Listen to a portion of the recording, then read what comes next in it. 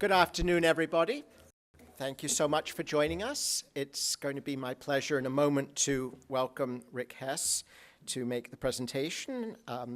It's a particular pleasure to welcome Rick because, for whatever it's worth, the intervention of this young man some years ago when he was even younger changed my own little life. I was minding my own business as a totally obscure and dutiful young professor at Boston University. And the phone rang and somebody said, namely Rick, look, we're putting together something on teacher preparation, something I'd not given much heed to. And he said, would you like to do a study for a conference we're holding and take a look at it? And I said, well, okay, why not? Sounds fun. And along with a graduate student, I took a look at the required coursework from the 15 top schools of education. And to put it in technical terms, it was a shitstorm.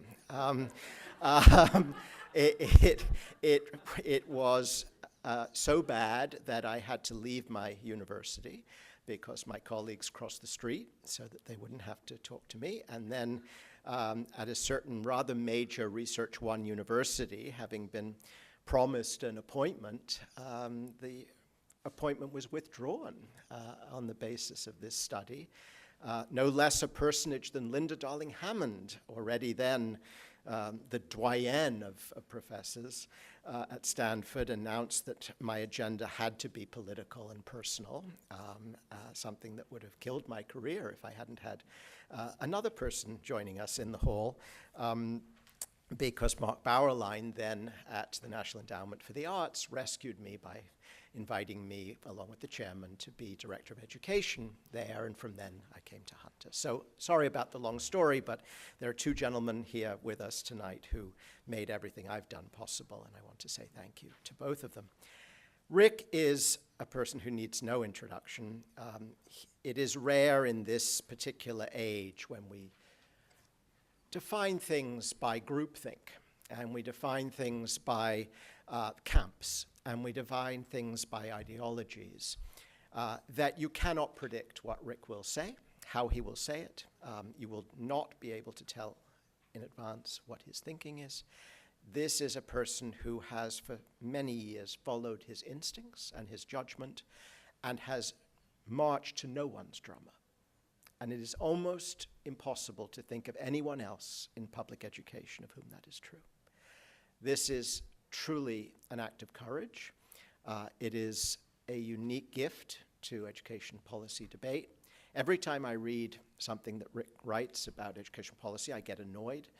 And that is almost universally not the case with other people who are often boring, or so obviously wrong one can't get annoyed, but merely pity. And in other cases, one simply celebrates because they tell you what you already think you know to be right, which is also boring. Jim Kemple, who will be responding, actually believes in facts, which makes him an uncomfortable friend in the current education debates. Jim actually believes that you can find out something about what happens to students in our schools, that it's worth saying the truth about what we discover, whether it happens to be popular or not in the given context of the day. That is its own kind of courage. It is a quiet courage. You don't escape scorn and criticism and animadversion, but you do have the benefit of knowing that you've done the best you can on the data you have. And Jim has never been afraid to follow the data where it takes him. Danielle actually runs a school, something that most of us don't dare do. And is actually accountable for the learning of her students, which is, after all, why we're all supposed to be here. And I always feel in the presence of educators that researchers and policymakers should just sit down and be respectful. It is, therefore, a wonderful combination, an iconoclast, a scholar, a practitioner, a delight to have all of you. Rick Hess. David, the problem with you introducing anything is that I always feel like everything else is superfluous. One footnote on David's story, it turns out that Harvard Education Press was not thrilled with the term bullshit. And so if you go back and reread the Steiner chapter, you will come up empty. Hey, it's great to be here with you this evening. We're excited to talk with you guys about a new book I've got coming out formally in about a week and a half. I think it's available now. It's called The Cage-Busting Teacher. And I think for me, frequently when I'm out talking with folks, they say that they're not entirely sure what camp I'm in. And I think that actually says less about me than it does about the way the camps in education today have unfolded. My view of the world is really quite simple. I have no business trying to preach curriculum and instruction, scope and sequence from the 10th floor of a DC office building. I haven't been in front of a K-12 classroom since the last century. I don't know that stuff. But the interesting thing to me is that so much of what I think we stumble on today, what frustrates educators, what frustrates parents, is actually not necessarily pedagogical technique. A lot of it's around the policy and the agenda of reform and the politics. And that's the stuff I actually know quite a bit about. In fact, this book, The Cage-Busting Teacher, came about because a couple years ago I wrote a book called Cage-Busting Leadership. That book was motivated because I'd spent a good chunk of, I spent a good chunk of the past quarter century, but especially the last 10 years before that, doing a lot of work where I was interacting and working with superintendents and principals, and I would frequently talk to folks who had good, thoughtful notions of how to serve their kids better, and they weren't doing it. And I'd say, well, how come we're not doing this? And they'd say, well, I'd like to, but I can't. And I can't because it's not a permissible use of Title I funds. It's not because teacher record requirements don't allow me to staff this way. There were any number of reasons that you couldn't. Turned out, over half the time when we actually got into it, when you started talking to the Title I coordinator, when you actually went back and read the contract provision with the general counsel, that you could do these things they thought they couldn't do. So my argument in cage-busting leadership was there are obviously real impediments to serving kids well, but in many cases, folks who are in positions of leadership in schools and systems don't do the things they can or need to do because they're in cages of their own design. And so the logic of cage-busting leadership was how do you get out of that? The book did fairly well. I've had a chance to spend a lot of time talking to superintendents and principals groups across the country. There's often teacher leaders in the room. And I was curious what reaction they would have. They were generally pretty positive. It was pleasant. They'd say, Rick, this is an interesting way to think and talk about it. Here's the problem. Your book is useless. And I'd say, oh, well, that's a shame. I'd say, well, tell me more. And what they meant, what became very clear to me, was it was useless to teachers for a simple reason, that the intuitions of looking at problems to solve and figuring out better ways to solve them for kids absolutely conveyed for administrators to teachers. But administrators inhabit what sociologists call positional authority. They can move dollars. They can create job descriptions. They have formal power in organizations. Teachers generally don't. This book is predicated on the notion that teachers actually have two other kinds of authority that they rarely utilize, and when they do, they tend not to utilize effectively. One is street-level expertise, and a second is the moral authority that any group of professionals can inhabit. But let's start this way. What do I mean by the classroom cage? In the book, I talk about, to do this book, I get a chance to spend about a year interviewing 200-300 just terrific teacher leaders from various networks. Teachers, State Teachers of the Year, association leaders, various teachers who are advocates, teachers who are doing remarkable stuff in terms of classroom practice. And what struck me was how often they would talk about, look, it's too much trouble to worry about the school, to get involved with the system. It's just a headache.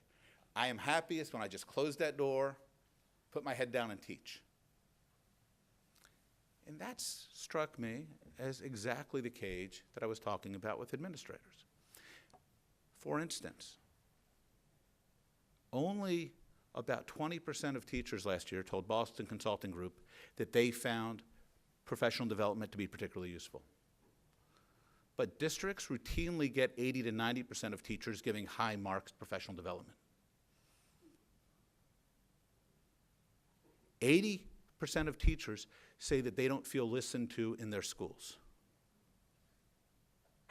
But 85% of teachers rate their principal as good or excellent. The only way to explain this phenomena is if teachers think that lousy professional development is a fact of life, like the Appalachians. If they think that being disempowered is no reflection on the quality of the principal that they work with. In fact, what we've done is we've romanticized this. Teachers have taken dysfunction in schools as such an innate and unremarkable fact of life that we have made heroes out of people who retreat to that classroom and just throw their supper through the bars of the cage. So our icons are the Ray Fesquez, the Jaime Escalantes, these movie heroes who spend all of their time picking fights with the system, with the man. When they serve a kid, they serve that kid well despite the overweening bureaucrats and the lack of support. And that's cool. I get just as teary-eyed, at Stand and Deliver as anybody else. But I got to tell you what, if that is our notion of how we are going to use educators in our schools, if that's our notion of excellence, we're not going to have a whole lot of excellent educators with us a long time. Remember, and the dead poets, Robin Williams gets fired. This is really not a particularly powerful human capital strategy. So what do I mean, a bit more concretely, by the bars of the cage? I talked about this in the book, but there's at least 4 elements that these great teachers would talk about time after time. One is isolating culture, right? This is the egg crate design of schooling.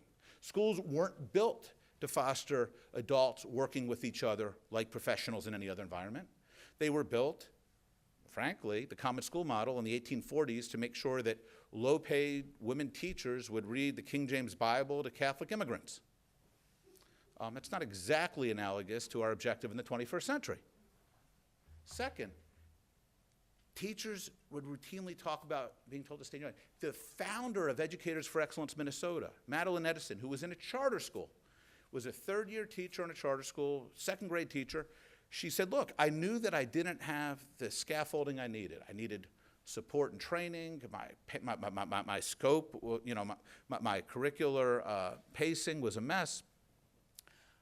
I said, look, we got to put some of these systems in place. It's a new charter school, only a couple years old. How do we build this stuff? She went to her veteran colleagues, she looked to his mentors, and they said, you're going to drive yourself crazy worrying about this stuff. It's not what we do.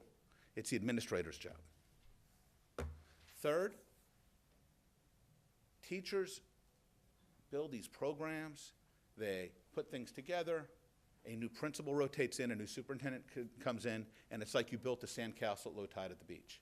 In the book, I talk about Peggy Stewart, New Jersey Teacher of the Year a few years back, built this remarkable international studies world language program. It was rural New Jersey. She had students going to China, to India. They did a graduation ceremony on the Great Wall of China because her kids didn't want to miss, the experience for graduation. New superintendent came in, was concerned that her instructional approach didn't align with new district priorities. She was gone a year later. Of course, the superintendent was also gone a year after that, but by then all of the work had been dismantled and the ashes had been scattered. And fourth, there's policy that just doesn't make sense. Alex Lopes, Florida Teacher of the Year in 2013, pre-K teacher for special needs. You're teaching pre-K special needs under Florida Senate Bill 736. How do you do evaluation for the 50% that's achievement? School-wide scores. Teaching in a high-poverty school in Miami-Dade, Alex Lopes, Florida Teacher of the Year, was rated ineffective. Meant couldn't play a leadership role, job at risk. So what happens? Besides being frustrated, Lopes picks up and moves to a suburban district where the imputed score becomes highly effective. This isn't what we mean to do. It's not like anybody's trying to do the wrong thing, but there's often this disparity between what's intended and what happens. And the result is teachers get enormously frustrated. I don't have to tell this to anybody in New York.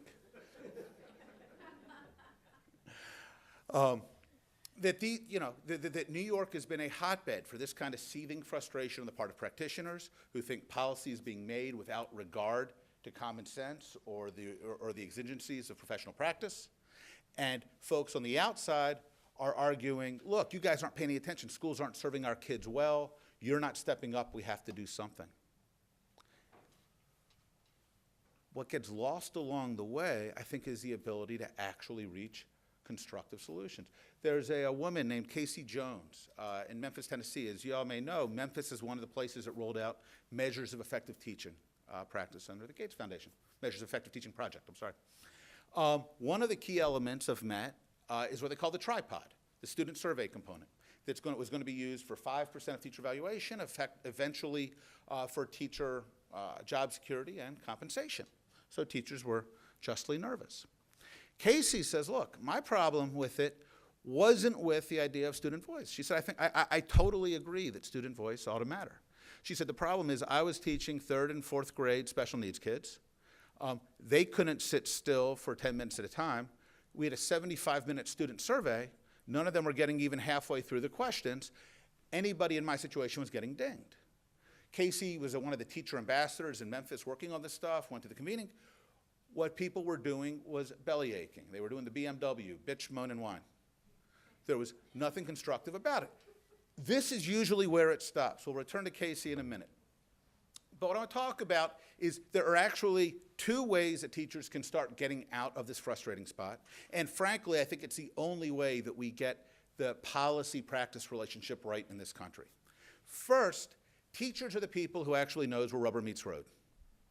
They actually see what happens when observational protocols are being followed. They're the ones who know whether APs are actually giving useful feedback. They're the ones who know what happens in terms of testing windows or what happens in terms of new district requirements. Teachers can leverage enormous authority by conveying that in a constructive fashion to parents, to stakeholders, to policymakers. Second source of authority is in any profession, we want people who are going to do their job well. If you've got a kid, there is no gift on earth like being able to take your kid to the pediatrician and have the pediatrician allay your fears. This is no big deal, or I know what to do. But here's the crucial point. If your pediatrician is not one person with a shingle, but if she's part of a practice of 6 or 16 pediatricians, you're not going to be satisfied that she's good at her job. You also want to be confident that she is going to make sure that all the pediatricians at her practice are competent. If she knows that one pediatrician out of 16 is just not somebody she would take her kid to, you want her to do something about that. That's the foundation of professional trust, of professional moral authority.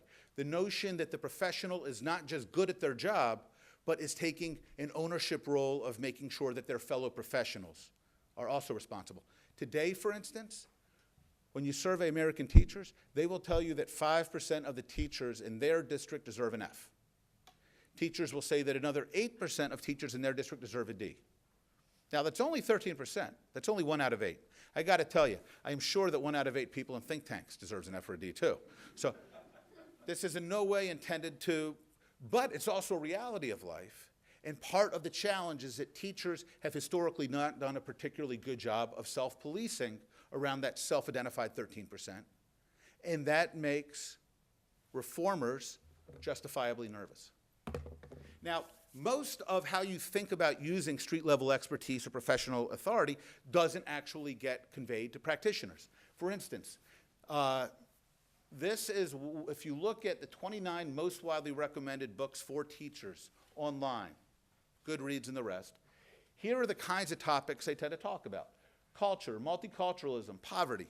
These are good and important topics. Teachers need to read about this. But what they read about is the stuff of how do you empathize with kids and the stuff of what happens in the classroom.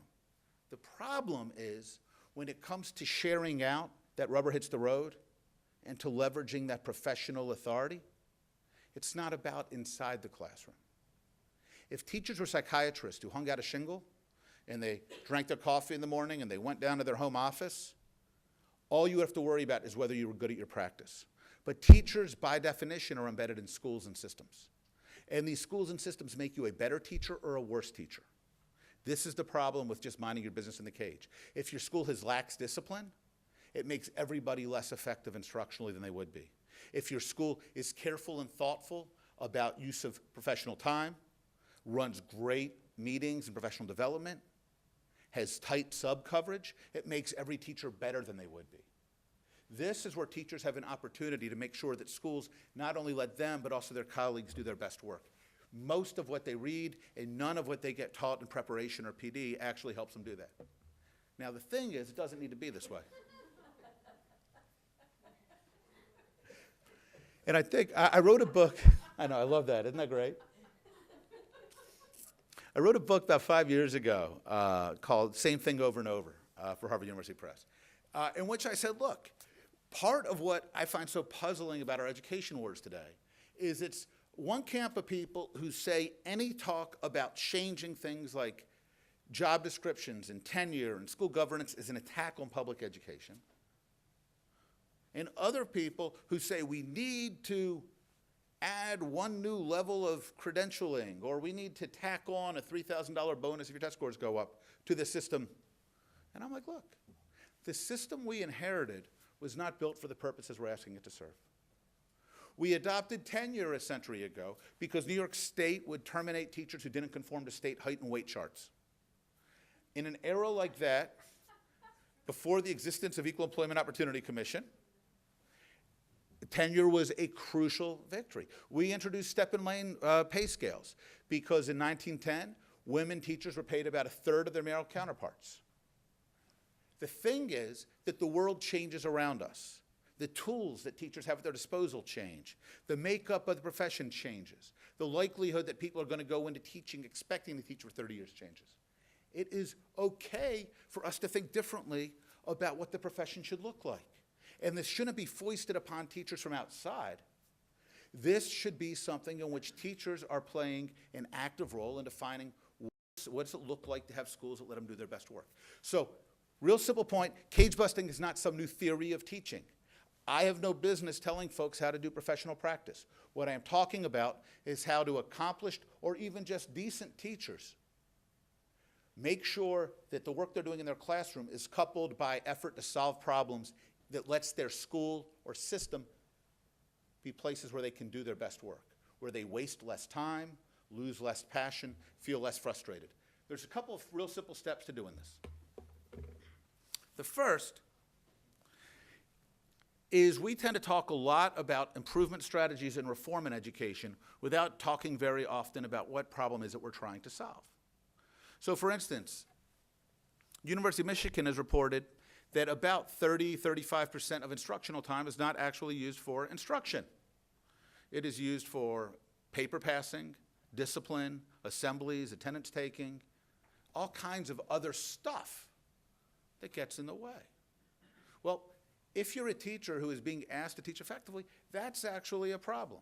What are we doing to minimize those disruptions and to make them effective? Second step is that once you've actually identified problems, what are we going to do about it? I know, isn't that awesome? And the reality is I was with my friend Maddie Fennell, who chaired the NEA's Commission on Effective Teachers in Teaching a few years back. We were teaching one of these ESET 2 courses out in an ESET 2 session a couple months back out in Salt Lake. And room of 50 or 80 terrific teachers, really interesting people. And we were talking about this, and I was saying, look, the way to identify problems is to be concrete, be precise, talk about what's not working for you, and then how do you, well, what's a way to solve that? And a woman stood up and she said, hey, I hear you, but sometimes we just get administrators who are so stupid. And she said, I love my principal, but he's an idiot. And I said, what do you mean? And she said, well, so for instance, our score, we were on the watch list for the district. Our reading scores aren't great. And so my principal said that we all, she said, I teach fourth grade. I teach fourth grade. He said, we all need to use DRA, direct reading assessment. She said, the problem is it's 15 hours at the beginning of the year. I've got 30 students. It's half an hour per student. It takes weeks of what would be ELA instructional time. I got to do it again mid-year. I got to do it again at the end of the year. And she said, I don't get anything out of it. She said, 90+% of my kids are reading at grade level. She said, I've been teaching this stuff for 20 years. I can actually accomplish this in the course of guided group reading. I don't need the DRA. We said, oh, well, why'd your principal require it, do you think? She said, because he's an idiot. I said, well, okay, other than that. She said, well, look, yeah, there's some newer teachers on the faculty. Yeah, their numbers aren't good, which is why, obviously, we're in trouble. But, well, I said, is there any other way you might have explained this to him? And she said, well, what do you mean? What would have happened if you had gone to him and said, hey, this maybe makes sense for some folks in the faculty, but how about letting folks who are performing high enough that we're okay, make it optional for us? She said, huh, that's interesting. That never occurred to me. And I think that's part of the problem. Teachers spend their day in classroom surrounded by 30 kind of ankle biters. They spend remarkably little time working in teams of adults. When they are around adults, it's often the teacher's lounge to gripe about administrators or kids. So what's happened is we've created a culture where even teachers that we usually talk about as effective, as leaders, have had remarkably little instruction, mentoring, or support in thinking about how do we actually change things in schools that stop us from doing our best work. Now, the third part is you absolutely still get teachers who've identified problems, who've suggested solutions, and then they say, you know, if only these raving idiots out there would listen to me. So you get teachers who have a suggestion as to how to do observational protocols better, what might be a peer assistance and review model of teacher evaluation rather than kind of the default state model. But when they go and talk to superintendents or school board members, much less legislators, they don't actually take them seriously. They don't believe that school board members want what's best for the kids. They talk to them as if they are malicious idiots. And what's funny to me is that we would be, these teachers of the year, these recognized national educators would be on these tirades when we'd be doing the interview. And I'd say, well, I'm just curious. If you had the same frustration with a student, would you think about it the same way? And they would stop. And they'd say, oh, no, no, no. If it was a student, it'd be all about, I'd try to understand why they're not hearing me. I would try to diagnose them. Well, what if you tried 3 or 4 times with a student and they still didn't get it? Oh, no, no, no, it's on me to find a 5th way and a 6th way until I connect. I'm like, why are you willing to make that kind of an effort to connect with each student and you're not willing to actually take a 2nd or 3rd route to try to explain this to your superintendent? Again, part of this is just routine habits of mind that we would think are reasonable and good professional conduct in other places. Teachers have not been encouraged to do and have not been offered to. So, a couple thoughts. One, let me finish the Casey Jones story real quick. What Casey Jones did was not just sit around with her colleagues and gripe about it. She said, guys, what if we explain our concerns to the district and ask if there's a way we can fix it? This was the Measures of Effective Teaching in Memphis. Lots of Gates money. They wrote a letter. They explained the concerns about the survey being too long. They explained why it was a reasonable idea. Within 6 weeks, they had worked out a compromise where the district cut it from 75 questions to 35. And Casey said that worked fine because my kids would finish it. So one is getting out of some of the knockdown, drag-it-out warfare to actually talk about, can we solve problems in ways that are responsive to professional practice? Second is you hear a lot, especially in a place like New York right now, from teachers that policymakers don't listen to us. Delaware was one of the first 2 Race to the Top winners back in 2010. One of the things they did was require 5 observations by administrators of teachers as part of the state's new evaluation system. Rodell Teachers Council, a group of 16 terrific teachers from across Delaware, was gathering. They were talking about opportunities to do this stuff in ways that was more useful to good teachers. They said, man, it would be great if they would actually let professionals observe one another rather than just administrators. Christopher Ruskowski, who runs teacher and leadership effectiveness for the state of Delaware, was with them. They made this complaint to him. He said, oh, you can. When we wrote the law a year and a half ago, we wrote that any teacher can apply to get certification to do peer observation. All they need is a 1-letter nomination from the district, watch 4 one-hour online modules, and you're good to go. Up till that point, not a single teacher in the state of Delaware had applied. After he shared this information in the last 12 months, not a single teacher in the state of Delaware has applied. If policymakers are going to create opportunities for professionals to step up, it's vital that professionals actually do if they want to be taken credibly. All right, a couple thoughts, takeaways for teachers, and a couple for the rest of us. One of the problems when you see teachers complain about things is the loudest voices tend to be talking in broad, sweeping indictments rather than opportunities to identify problems and solutions. Second, when you just talk about something, you're just one person. There's enormous power in having many people convey a thought, because that signals that other people think this is also a problem and opportunity. In talking about so many of the things teachers in the book were able to do, one of the responses is, yeah, they're lucky. They got the right principal, the right district. You know, Jefferson had a wonderful adage on luck. He said, you know, I'm a great believer in luck.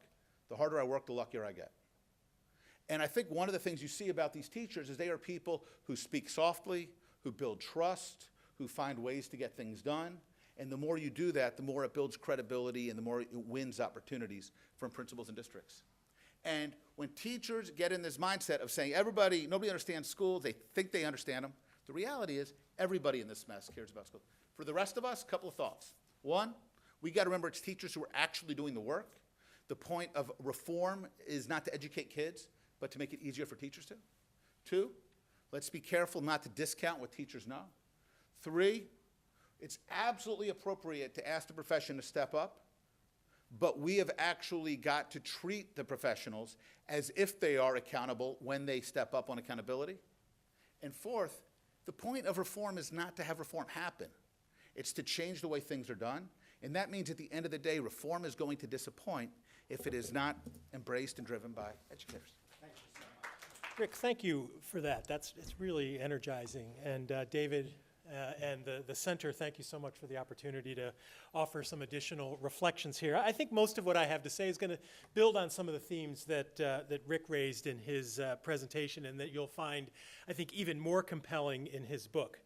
I sort of want to begin from the standpoint that I think what Rick's book does and what I glean from this is this idea of shifting the concept of effective teaching from an exclusively individual characteristic or skill toward an organizational or a collective enterprise. And I think as we think more and more about things like value added and trying to do good jobs of measuring what happens inside classrooms, we start to think about that as a characteristic of the individual rather than a collective enterprise.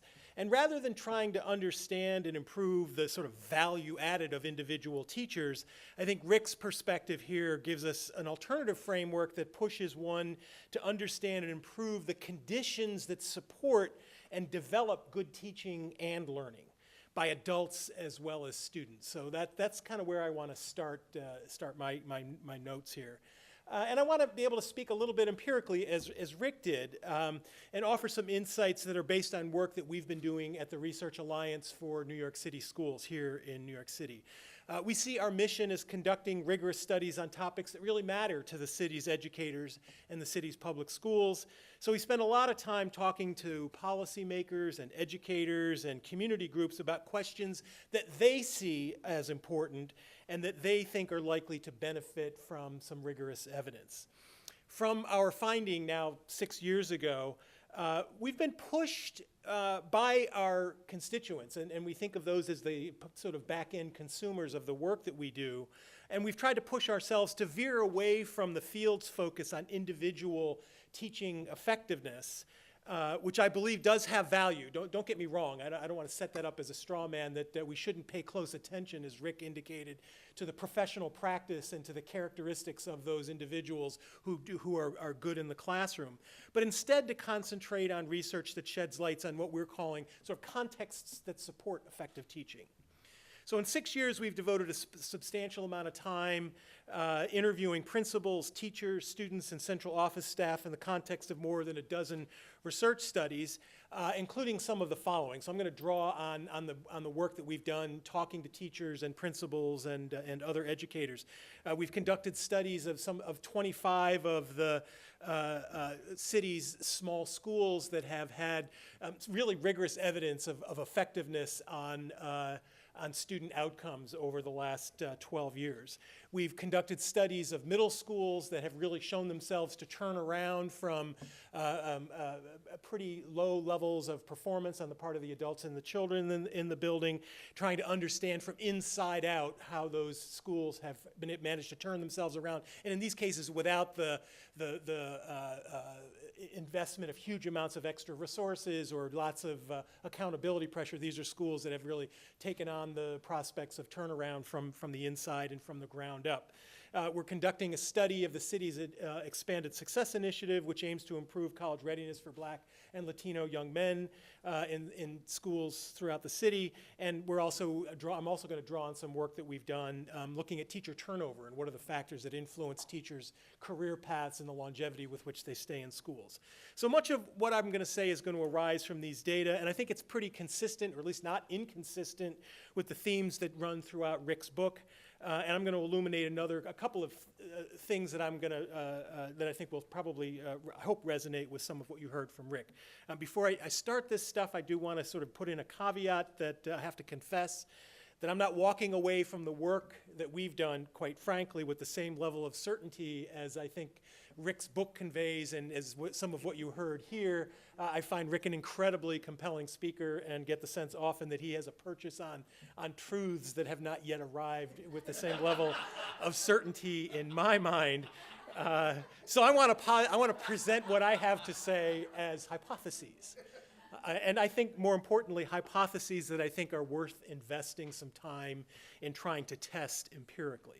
So let me touch on 4 or 5 themes here that I think have risen from our work, and that I want to sort of conclude with the idea that I think these are really worth trying to figure out how we recognize some of these in a little bit more systematic way, whether we think they're malleable and whether we think we can help schools incentivize or induce schools to take on some of these cage-busting characteristics that Rick talks about.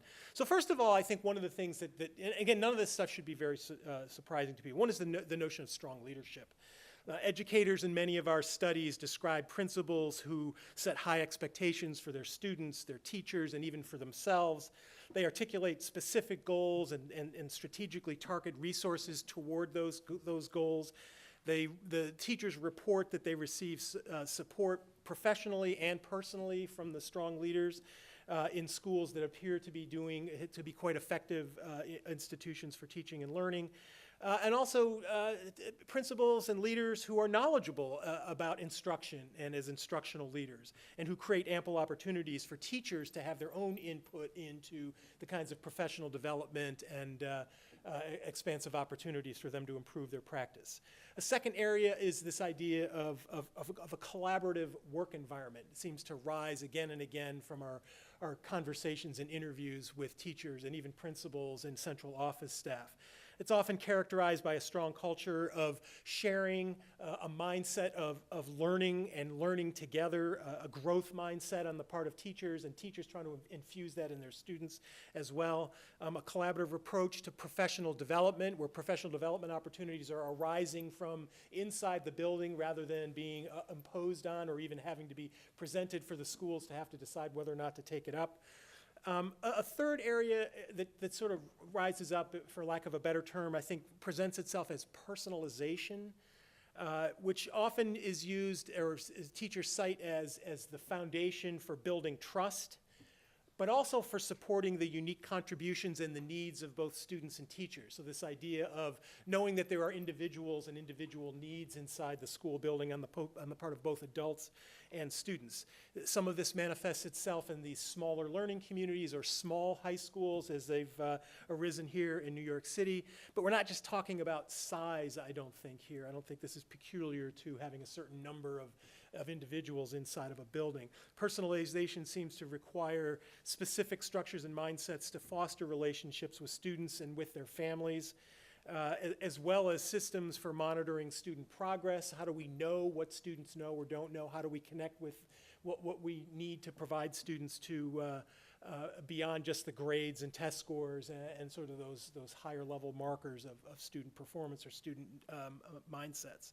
A third area has to do with demanding instruction, and we shouldn't, I agree with Rick, other than having to live with an educator day in and day out at home, I often feel out of my element in being the person who talks a lot about the instructional practice and curricular activities, but I think we shouldn't lose sight of the importance of that. We need to rely on teachers knowing what they're doing and doing it well.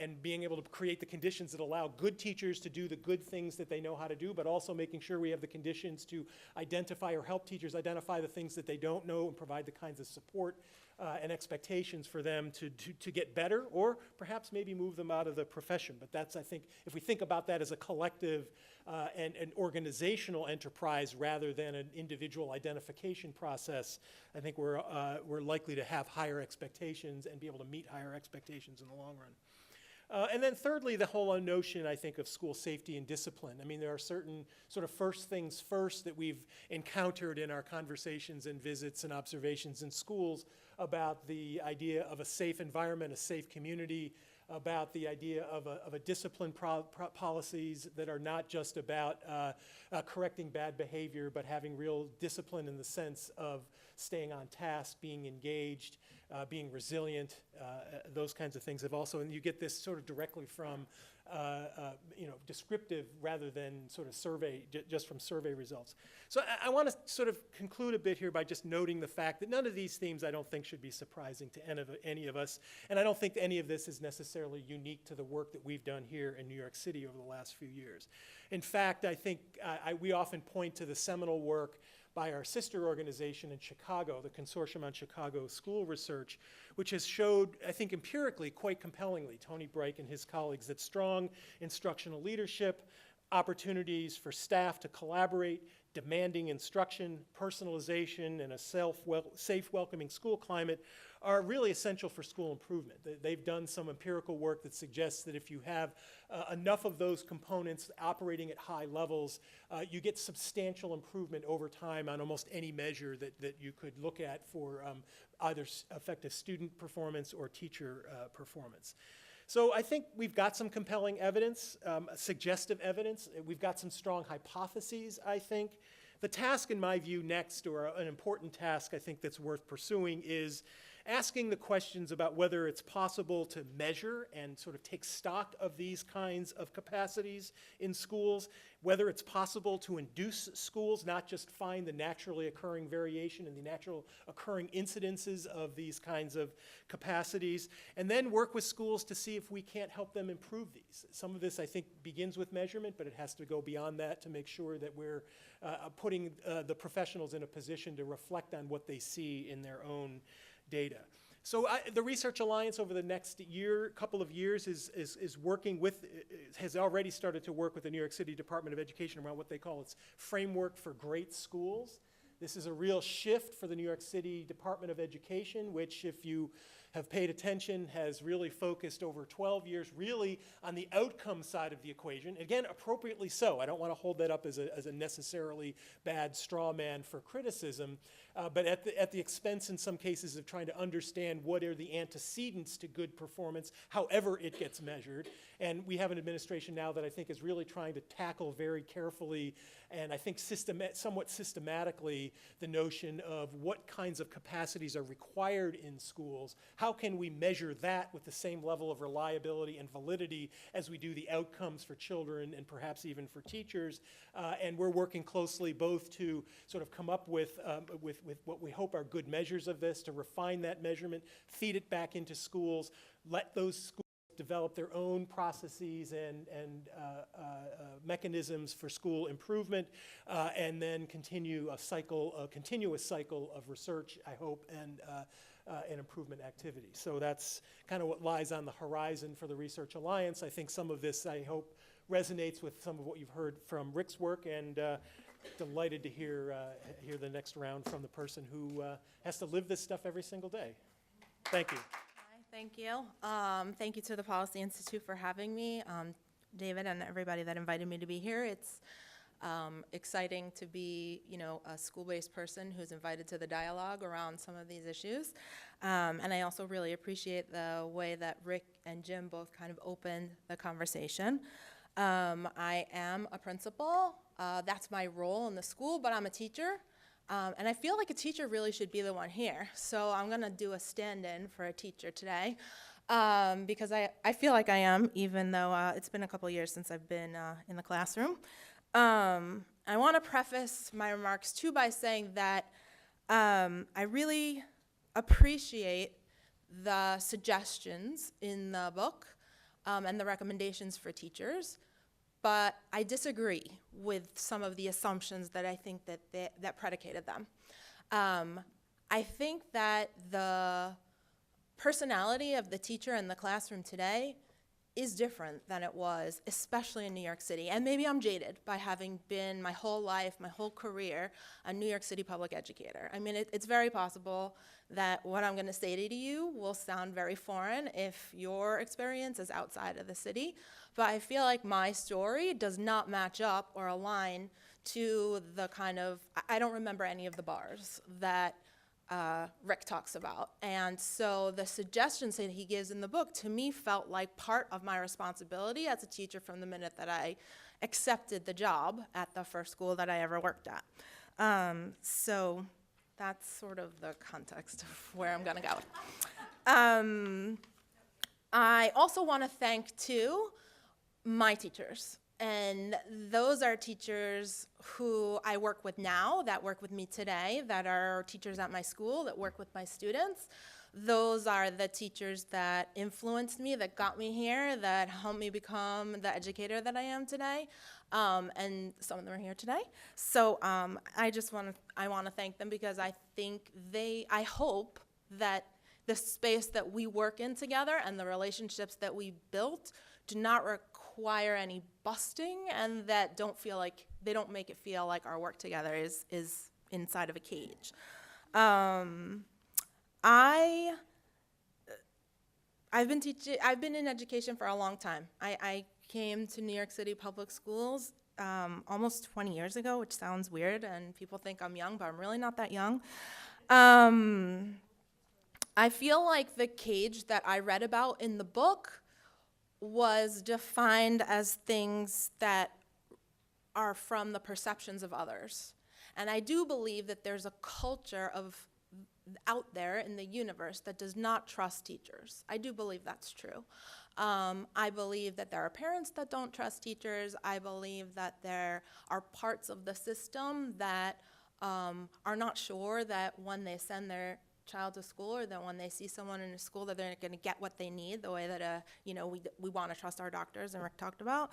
But I think that is often outside the experience, like the day-to-day experience of being a teacher and being an educator, and for sure in New York City and in my whole life, that's what it's been. The teachers I remember from my own schooling, and I didn't go to public school, I'll be transparent about that, but the teachers that I remember from my own schooling also did not seem to me to have been restrained in any of the work that they did with me. You know, I had a chemistry teacher in high school. I went to an all-girls school, and I had a chemistry teacher who I sat in the back of the lab because I was the tallest one in the class, and Dr. Zitter was really tiny, like really short, and he would like bounce around the front of the room, and he made every girl in there want to be a chemist. And when I went to school, not a lot of girls were becoming chemists. So I feel like he was doing that outside of beyond the context, without worrying about what the expectations were and all of that for all of us. I remember Dr. Wolf, another teacher of mine, she took me overseas, me and a few students overseas for a summer together. She was an English teacher, but we went to France, and she was fluent in French. She knew everything about being in France. And again, I did not expect that of her. She showed me that, like, you see a teacher, you meet a teacher, and that person has a great kind of rounded experience, and that the best thing about being in a person's classroom like that is that you get to see all the different versions of that. And I had a teacher she was actually a substitute teacher, but she became our teacher when I was an 8th grader, a social studies teacher, and I knew her from the neighborhood because she was a mom.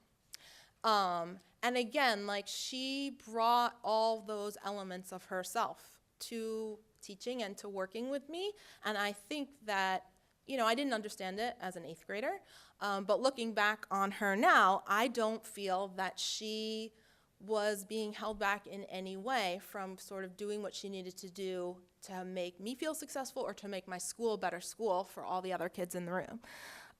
What made me become a teacher was those people and other people like them, they loved teaching. They loved to learn. Like, they felt like being with me was a chance to be better parts of themselves or find better parts of themselves, and I wanted to do that. But I didn't know that, so I went to business school. And I was interviewing for my first round of, like, professional jobs in accounting, and I went to a networking event. And I realized that my career was really going to be about building relationships. And the relationships I was going to be building had to do with finance, and I didn't care that much about that. So I figured if I'm going to have a career that's about building relationships, I want it to be about something that I care about. So I'm going to study literature and figure out where I want to go. And I bebopped around to PR and whatever it was. And then I was like, no, you know what? I need to teach. And I have been doing that ever since. I never felt like I was restrained by any kind of isolating culture. My first student teaching job, I was by myself. My cooperating teacher was suffering from cancer, and she was never present. So I was by myself with the students. I say the S is in parentheses because really only one kid ever showed up. I was a student teacher at Westside High School when it was briefly in the West 30s, one of the very early founded alternative schools, alternative pathway schools. And I had 7 kids on my roster, but only Sean Green ever came to class. And he and I would sit alone in the room. But never once did I feel isolated. I had my network at Teachers College. I had the other teachers in the staff room. I had the people I rode the elevator with on my way up to meet Sean. I had the students in the hallway, and each of them was sort of giving me an insight on how to make Sean's experience better, how to get him closer to passing the Regents, which happened to be the job I was supposed to have. It made me feel like even though, and I knew nothing about data then, nothing, so I have no idea what his levels were. He was probably a 1.7 at best in terms of his reading skills. I brought him Cornell West, and we were going to read that together. So I didn't feel like there was anything that was stopping me or isolating me or kind of making me not be able to meet his needs. And I felt like there was lots of opportunity to build the relationships. Again, the relationships was the key part of it. And a culture between he and I that would get him to where he wanted to be. Even when I was, I locked at 8 o'clock in the first building I worked at that I was teaching, and I was great. I was surrounded by notebooks, journals, when journals were the thing and the way to teach English. And I had like 150 of them in front of me and blocked in, and maybe that image of me may have looked like I was isolated, but in no way was I isolated, even when I rang the bell for the custodian to let me out, because in the morning, the teacher with 20 years ahead of me gave me some ideas about how to get through those notebooks 10 times faster, and there was somebody there that was able to help me think about planning. The school that I worked at was all about creativity. It was for writers and artists, so it was about innovation. The whole point of working with the kids was to create a way for us to think outside of the box. We wanted them to think outside of the box, so as a teacher, I had to think outside of the box. And that meant that one day my room looked like this, and one day my room had tables of 4, and one day my room had 2 rows of pairs facing each other, and I did whatever I needed to do to make sure the kids got what they need. And I had my, I was a baby teacher, and I had other baby teachers in the building. They would come in my room, and they would look around and tell me how Johnny was doing in their classroom. And there was not any sense of isolation or anything that was kind of holding me back. And I felt like what I was doing potentially had a way to be echoed outside of my own school as well. I then got involved in new schools. I worked in District 2 in Manhattan, which was a place swirling with new ideas. And I was very lucky to be part of kind of this movement to try new things and innovate and try new practices. And I got to start a new school. And then I got to start another new school. And then I got to join an organization whose being was founded and predicated on starting new schools when it first opened. And yet again, where I am today, 5 years ago, was a new school. It's still a new school, if you ask me. So that whole experience of sort of doing something new never made me feel like I was staying in any lanes. We were swerving all around. There was a lot of opportunity to build additional relationships and kind of make additional connections to help us get where we were going. We started off my first school, 5 people in a room around a table. What do we want this place to be? Everybody owned it. Principal owned it. me, like with 5 minutes of teaching, I owned it. The teacher who had a few more years on me, but like was new to the city, he owned it. We all owned it. And so it was really important that I feel like we were engaged in that process for sure, but I never felt there that I was supposed to go in any one direction. I had a coach who was in my room all the time asking me tons and tons of questions. I think that questioning didn't come up as much as one of the suggestions, except in the fact in the book, it talks about when you're trying to kind of work with your leadership, it suggests that teachers make sure to end what they say with a real question mark. I feel like that was modeled for me from the moment I started in the classroom. I was asked a million questions, and I still ask questions. I ask them of myself, I ask them of my AP, I ask them of the teachers I work with, I ask them of the kids. But it was really important that I was sort of given that space to switch lanes and sort of try different things. I taught writing, but then I also taught literature. Not necessarily the same thing. I had to figure out what's the difference. The leadership changeover piece, too, never had a negative impact on me. And I know that's not, I don't want to sound naive. I know that does have a negative impact. But for me, it always expanded the circle of opportunities and opened the dialogue further as I changed schools and met with different people. Policy is the thing I know the least about and is the thing that I try to encourage my teachers to think the least about, because I honestly think it has the least impact on us. We have rules, but rules are meant to be broken. And there are ways of getting around them if we think the kids need something. And I think that is how I was taught to be a teacher, and that's how I try to be a principal. And I hope that the people who I work with feel that way and feel uncaged and feel that it is unnecessary to bust anything. So, thank you. So thank you, everybody. I'm going to pose a question to Rick, if I may, just to start us off. One of the claims you made, and obviously it's not reflected in the life experience of our guest, Danielle, but the claim that you make is that the reason we find ourselves in many schools in the cage has to do with a kind of collapse of trust all the way through the system. The policymakers are making policy for the worst schools, not the schools you describe. And that has all sorts of unfortunate, unintended consequences. Every actor in the system is acting as if they are making policy for the worst. This seems to have caused us as a country all manner of problems.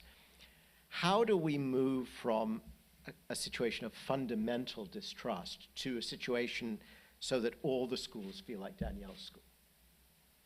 Yeah, no, I think that's right.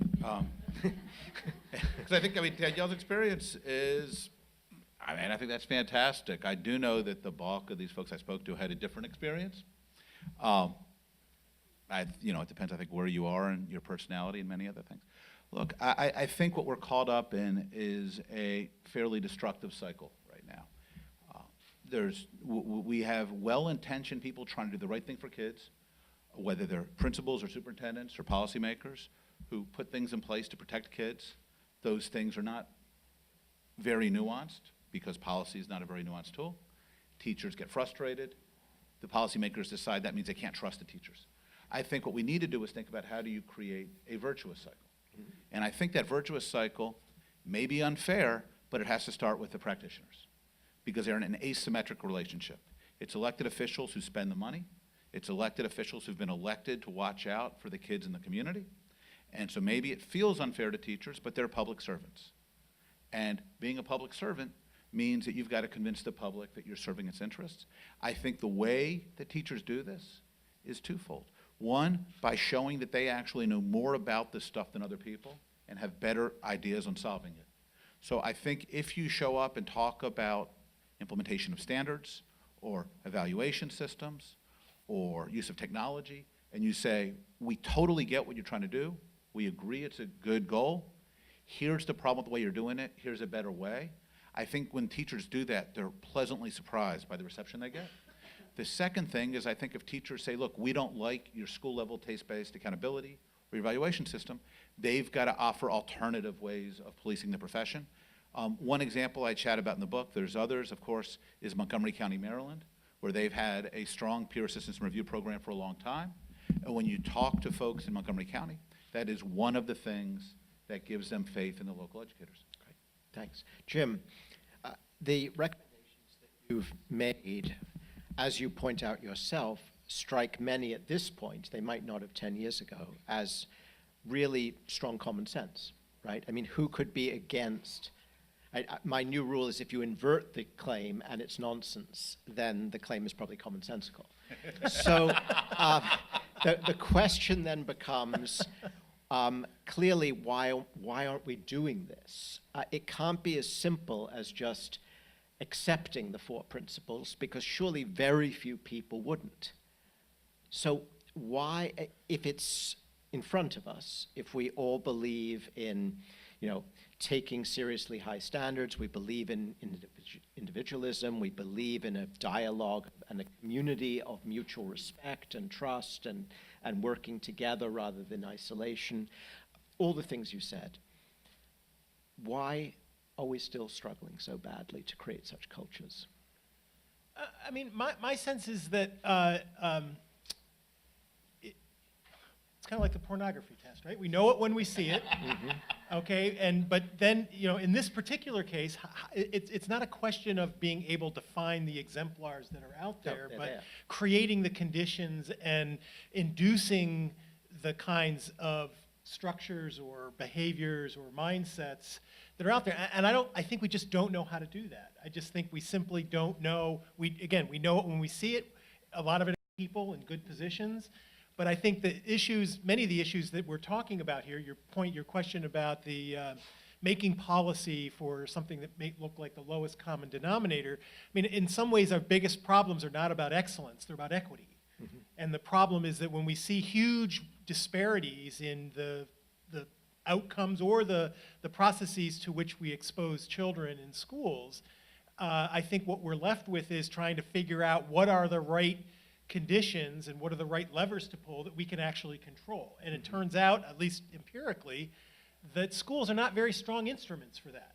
When we find variation in anything, let it be student test scores, their long-term earnings, their prospects for a healthy adulthood, we find far more variation going on within classrooms and within schools than we do across classrooms and schools. And that, to me, suggests that a lot of what we have to understand more about is what are young people bringing into the classroom. And to expect that the schools are going to somehow take that 85% of the things that seem to be associated with success that kids are bringing into the classroom with them or not is a very high bar to get over. In some ways, this is unrealistic expectations, but more importantly, it's just unknown processes and ways to induce that kind of work. So Danielle, we at Hunter have had the privilege of working with New Visions for Public Schools, as you know, and we're proud of the residency programs we do, and I'm second to none in championing Bob Hughes and the work he's done. But just like one might say of Rick that, he's seeing the glass half empty, you're seeing it 7/8 full. And so my question to you really is, are you really asking us to believe that you've solved all the problems? What are the frustrations? What would you change if you could wave the magic wand and produce the world-class education that might still lay on the other side of the hill? I think a lot of it has to do with, I think it's changing for itself, first of all. I think one of the things that you talked about, Jim, just now, I see in terms of the teachers that we meet when we hire, they have been coming with a different mindset than they did when I first started new schools 10 or 12 years ago. When you ask them kind of what they're looking for in a school, they're looking for a community to work in. They're looking for a place where they're going to get support and they're going to be part of a professional community. And they're not as passionate. They're passionate about their content areas, because I work in high school and it's all about the content in high school for a lot of people. That's happening less and less. And I think that finding ways to, in teacher preparation programs like the UTR and other programs, sort of getting people to understand that teaching is more than about loving your content is one of the ways that we're starting to make things better. From my own experience, I feel like the schools that I've seen, and the 3 schools that I've actually worked in as a staff person are different than the schools that I worked with at New Visions. When I opened them, the ones with the most success too, the culture was sometimes very beautiful and a very keen place to work, but the data would not have shown them to be successful schools. And I think that we also need to look at that and try to figure out, how to measure maybe the success of a school beyond just statistics, because it takes time for students who come from 5 different boroughs, in my school's case, to learn how to work together. Just like it takes time for teachers from 5 different preparation programs to get together and work together. And I feel like I need time. I need time to work with the students. I need time to work with the adults. And that's often not something that we get, either because of the length of the school day or the year, or, as a principal, the 50 people that are standing at my door every minute. So I feel like that is the thing that we could use the most. And then, of course, money. Yeah. I do one more round, and then I want to open it up to the audience. Rick, one thing I took from your book is sort of walk softly and carry a feather. By that I mean, it seemed to me that rarely were you saying that cage busters carry electric saws. They carry a sense of empathy with the supervisors, they carry data, they carry thoughtfulness. This is not the way that we are sort of enculturated to think about the relationship between, and this is the only country I've ever been where we call it management, right? School management, and the unions or what we should say have the courage to call workers if we're going to call one group managers. It's very odd that we use half of the equation and not the other. There's some hypocrisy there, but it does seem to me that the way that we've structured that relationship, and you actually didn't use the word union, I think, in your entire presentation, which is interesting, that the way that structure is currently operating is not making this remedy easy. And I wonder if you'd comment on that. Yeah, no, I think that's absolutely true. One interesting thing in the union conversation is so much of the national media, so many of the folks who are deeply involved in these issues are located in New York or Los Angeles, and these are not, and the union situation in New York or LA is not nationally representative. There's an enormous dispersion of how local union affiliates associations behave. And frankly, one of the things I say in the book is politicians often make this distinction between teachers and union. Right. And part of my point is I get frustrated with teachers who say, I'm really frustrated with the union. And I say, well, what have you tried to do to change the direction of your union if it doesn't speak for you? And if they're not speaking to the union leadership, if they're not trying to vote with their colleagues, if they're not trying to change the direction of the union, then I have much less sympathy for the fact that they don't. Unions have inertia like everything else. They are rooted in an industrial set of negotiations that I think are poorly suited to 2015. But the reality is teachers can absolutely change the direction of the union. More fundamentally, the speak softly point, for me, the operative metaphor here is picking the lock. That the best way to escape from that cage is not to put on a helmet and see how many times you can run into the cage. That tends to have a lot of collateral, unanticipated. What you really want to do is open it up. And the reality is, and I think where teachers get stuck, is on something like if they want more learning time or they want more money. Well, everybody wants more money. It's hard for people more cops want more money, first responders want more money, everybody wants more money. But if you're saying to people, you know what, you're spending money in ways that aren't serving our kids well. We've got staff positions that we don't need. You've got funding formulas that actually aren't allowing us to make decisions. What teachers find when they do these things is there is often much more receptivity than they would imagine, because what's happened is teachers tend to think of people in the district administration and the policy as not just thinking about it differently, but is somehow opposed or disinterested in their solutions. And I think the reality is that if you pick that lock, teachers find that there's actually much more to be done than they think. Great. To the audience, because I know we only have a little time. Please. My name's Debbie Meyer. There's a, Hi, my name is Debbie Meyer, and my son goes to a small progressive school where I think all the teachers came from Bank Street or Teachers College, or at least enough to mentor all the rest of the teachers. And I feel very lucky. And hopefully maybe he'll someday go to your school. But my sister is in Chandler, Arizona. I went to the University of Arizona, where the Teachers College was not a respected part of the university. All the kids with the lowest GPA went there. And Arizona's gets what they got. That's what it is. It's a right-to-work state. So, what can we do when we don't have a teachers' college in every city to create great teachers and great leaders? I think teacher preparation programs are only one way that teachers learn how to be great teachers. I think teachers learn how to be great teachers from other great teachers. And so finding ways to sort of find the best person in the space is the responsibility of both the teachers in a building and the administrators in a building, and then use those people to the best of your advantage to coach teachers. That's how I learned from coaching from former teachers. I learned more from them than I did from my teachers' college people, for sure. And I think that, we set up our school, and I've worked in other schools where the whole structure of the program of teacher professional development is around getting people into each other's classrooms, watching each other and giving each other feedback.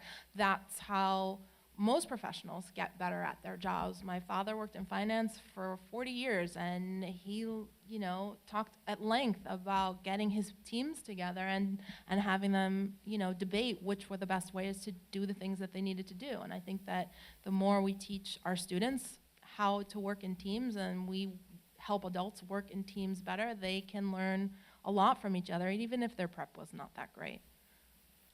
questions? Yes, Mark. That image you showed from Dead Poets Society, yeah, you're right. It's always the teacher is the rebel, fighting the system. I'm just thinking, is there any image of, is there any popular image that would match more that you can think of? I can't think of one. Of the cage buster, or the, just one who isn't so counter or contrarian or. No, I think not. No, not really. And what's interesting is in talking to a lot of these teachers, one theme that comes through is a number of them say, people keep just being disappointed I'm not a rule breaker. Because the problem is if you're a rule breaker, then you're always at risk. You're always at risk of getting fired. You're always going to get risk of getting reprimanded. Part of the problem is this notion that rules don't really matter, that we'll just do the right thing, is all of us, teachers are public employees. We're spending dollars in publicly approved ways. Rules are there because we as citizens want some rules and some norms. And so part of this logic of cage busting is that teachers ought to be trying to create the rules and norms that make it easier to do their best work, and that they don't have to live in fear or live in nervousness. And I can't think of any popular image that captures that in any way. But I just do want to point that I think to the extent that we're just focusing on the fact that it was Robin Williams or Jaime Escalante as the person who represents that cage-busting teacher, we're going to be stuck searching for another individual or another individual image. I don't know what the right metaphor is, but it does seem to me that to the extent, and it sounds like Danielle's school has arrived, or maybe New Vision sort of has this in mind as an explicit strategy, we're thinking about this as an organizational or an organism that's a collection of individuals, not just the one person. So to the extent that you can start thinking about this whole school, or even beyond the school, I mean, we've got digital technology. We're totally rethinking the way learning takes place and where we get the transfer of knowledge and the habits of mind that lead to lifelong learning. And to the extent that we invest that in a single individual or in the teacher preparations that are just doing this one person at a time, and I think that's part of what David's original point from the talk was, that if you're thinking about teacher preparation as this collection of courses that somebody individual is going to get graded on, all of a sudden you've broken out of a whole, you really have a very narrow track that you can go down. One of the interesting things we found in one of our New Vision schools was the responsibility that the group of teachers took for the hiring process. they were the ones that wanted to make sure that the new people coming into their building had the same kind of mindset, the same outlook on the work, even if they weren't great at their content area and hadn't yet mastered the professional skills to be a good teacher. If they could find a person who was willing to work with them and buy into the culture that they were creating, that was the teacher preparation thing that made more difference to them than Teachers College or Bank Street. Right. Very quickly, we have in the room the nation's most experienced large city superintendent. And I wondered, this is somebody who actually busted cages with hacksaws, presumably because he had to. I wondered if he'd like to say a few things. Would you, Paul? Sure. This is Paul Vallis. Actually, no, I would prefer not to, since you put me on the spot. Well, first of all, congratulations. I've been taking copious notes. Let me say congratulations to you, obviously, Danielle, as a practitioner and the success you've had, not just on one occasion, but on multiple occasions.